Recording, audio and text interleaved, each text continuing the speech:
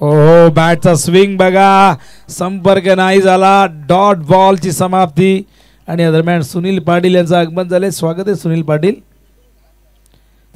Equation आपण बघूया आता. 6 चेंडू शिल्लक आहे, 24 ची गरज आहे. 4 षटकार मारावे लागतील किंवा 6 चौकार तरी इथून मारावे लागतील. पण मारणार कोणा प्रश्न आहे. ज्या पद्धतीने बॉलिंग झाली आहे, पण बघा जे 4 ओव्हरमध्ये घडलं नाही अखेरच्या ओव्हरमध्ये घडू शकतं. कारण 4 ओव्हरमध्ये आपण बघितलं बॉलिंग, रोहितचा स्पेस संपलाय, सूरजने देखील चांगलं षटक फेकलं, हर्षांग.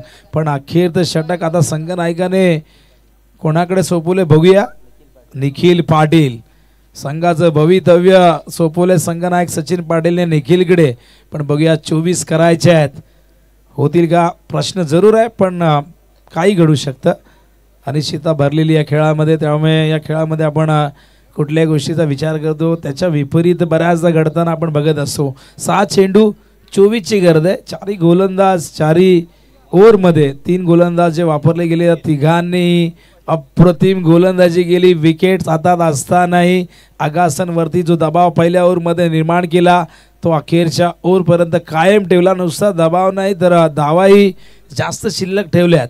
24 आहेत 6 बॉलमध्ये. बॉलिंग मार्कवर येतोय निखिल. स्ट्रायकिंग एंडला बॅट्समन तयार. ओहो उडवलाय, उंच जाण्याचा प्रयत्न, पण बघूया बाहेर नाही गेला. झेल होईल का, कठीण, पण पकडलाय. What a catch by Nikhil. स्वतःच्याच गोलंदाजीवरती 10 ते 15 पावलांचं अंतर कापलं. आणि हा झेल या क्षणाला टिपणं म्हणजे फार महत्वाच्या क्षणाला झेल टिपल्या. फलंदाज बाद झालाय. मैदानावरती विराज.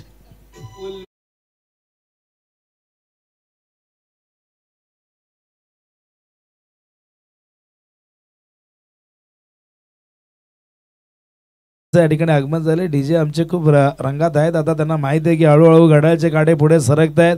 त्यांच्याकडे असणारे सगळे कलेक्शन ते आता मात्र बाहेर काढतील.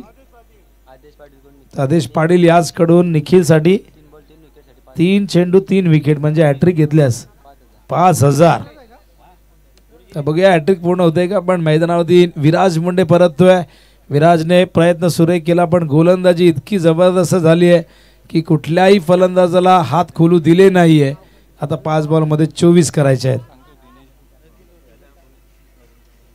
तर नागावच्या स्पर्धेमध्ये हा संघ चॅम्पियन पदावरती आपलं नाव कोरलं होतं आणि तिथेही इकॉनॉमिकल बॉलिंग केली होती निखिलने. आणि त्याच कामगिरीच्या बळावरती अखेरच्या षटकाची जबाबदारी. हा देखील चेंडू निघून जातोय मागे. आणि आता मात्र 4 चेंडू आणि 4 षटकार. मोनिश आलाय त्या ठिकाणी. आत आणला होता, इन कटर होता, इन स्विंगर होता, पडल्यानंतर कसा आत आलाय झपकन. 4 बॉल 24 ची गरज, 4 षटकार, एकमेव पर्याय, अन्यथा पराभव अटळ. हा चेंडू ऑन साइडला अलंग द ग्राउंड मिड विकेटच्या दिशेने गेलाय.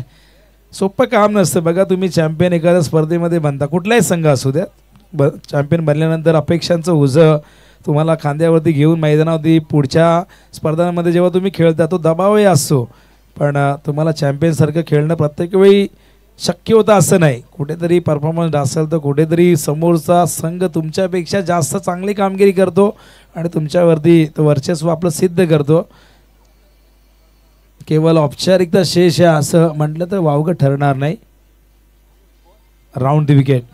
ओहो बॅट फिरवली होती पण चेंडू जातोय मागे. या ठिकाणी जवळजवळ सामना नागावच्या बाजूने आपण बघतायत पूर्णपणे झुकलाय. विजयावरती शिक्कामोर्तब जवळजवळ त्यांनी केलेलं आहे, कारण त्यांनी केलेली गोलंदाजी.